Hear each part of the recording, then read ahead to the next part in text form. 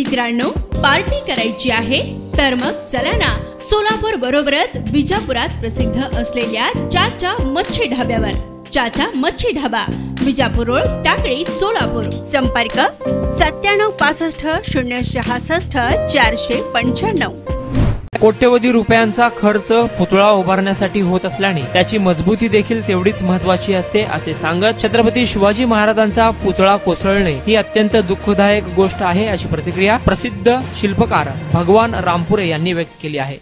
अत्यंत दुःखदायक गोष्ट आहे. पुतळा कोण शिल्पकार केला हे महत्त्वाचं नाही.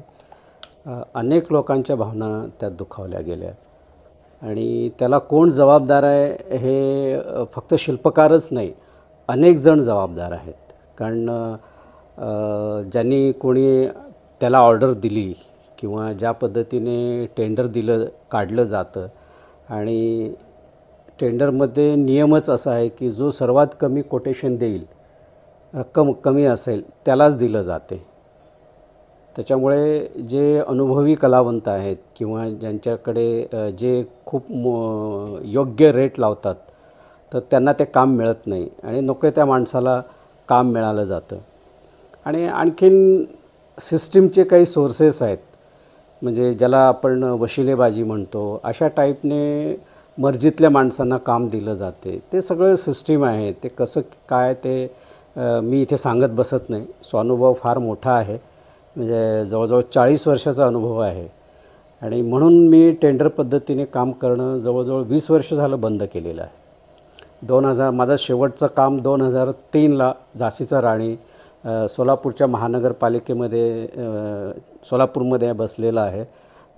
त्या कामाने मला जो अनुभव आला त्याच्यानंतर मी या टेंडर सिस्टीममध्ये काम करणं बंद केलं. सर्वप्रथम जेव्हा पुतळा 15 फुटाच्या वर जातो तेव्हा ते फक्त शिल्पकारा एकट्याचं न राहता ते टेक्निकल जॉब होतं. म्हणजे इंजिनिअरिंग पण तेवढंच महत्त्वाचं, किंबहुना त्याच्यापेक्षा जास्त महत्त्वाचं ठरलं जाते.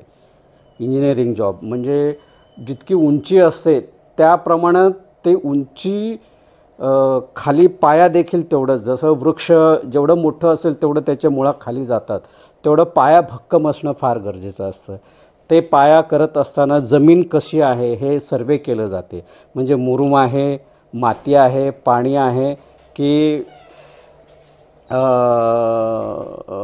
खडक आहे.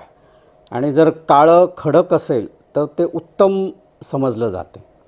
तर असं जमीन पाहूनच निवड करूनच मोठ्या पुतळ्यासाठी ती जागा निवडली जाते.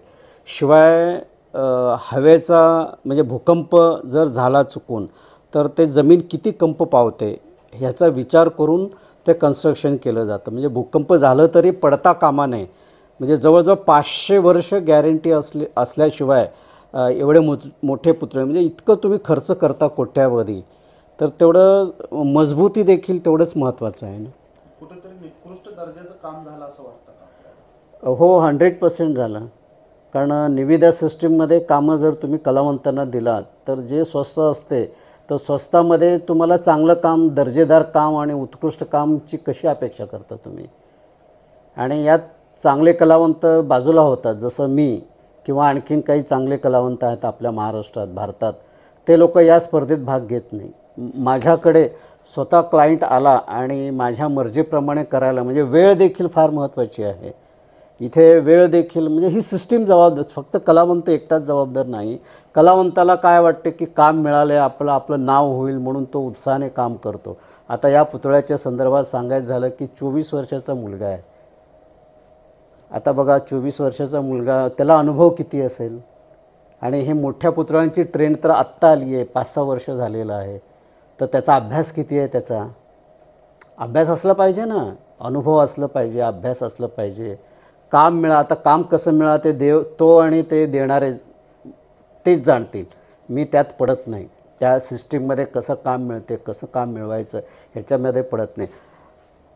त्याची मुलाखत वाचली मी. तो म्हणतो की इतक्या कमी वेळात मला करायला सांगितलं होतं, कारण उद्घाटनचं तारीख ठरलेली होती. तेवढ्यासाठी त्याने शिल्प उभा केलं नाही, ते 3D प्रिंट काढून रातोरात त्याचं 3Dमध्ये जर 3Dनेच जर शिल्पकार होणार असाल तर मग शिल्पकाराची गरजच नाही ना, कॉलेजमध्ये जाऊन शिकायची गरजच नाही आहे.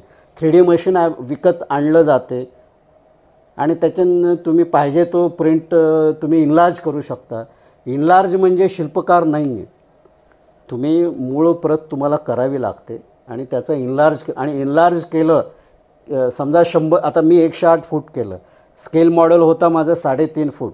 समजा 1 mm जरा फरक असेल, इनलार्ज केल्यानंतर तेवढं ते लांब जाते. समजा या डोळ्यामध्ये 2 डोळ्यामध्ये अंतरमध्ये समजा चुकून माझा एखादा आता 3.5 फुटात 1 चूक झाली असेल, लक्षात येईल का कोणाच्या? नाही येणार ना, सिमेट्री जी असते. आणि तेवढ्या मोठ्या प्रमाणात इनलार्ज झाल्यावर तर तो 1 mm चा 100 mm फरक पडतो.